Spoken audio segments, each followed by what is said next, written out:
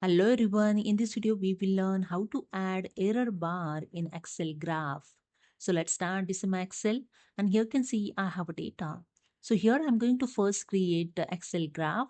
To create the graph, simply select the data, you just drag with the mouse and go to the insert tab. In charts group, you can select here the different types of charts. So I click on the column chart and select the first one, column chart. You can just drag the corner point and increase the size of the corner point. And here I'm going to add the error bar. Go to the chart design. In charts layout, click on the add charts element, the first option. And here, just click on the error bars. You can see you just keep cursor on this option. The first is a standard error.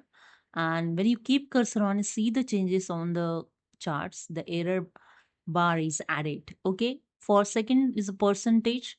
So here you can see the error bar in percentage is added. You can see the preview in the chart. And third is the standard deviations. You can see the standard deviation is showing. So this way error bar. Okay. So I select the first one, standard error, and here you can see the error bar is added in your chart.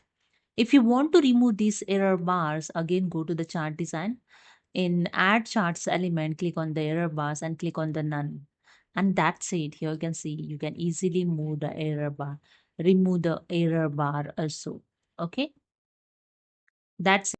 So hope you understood. If you like this video, please subscribe. Thank you so much.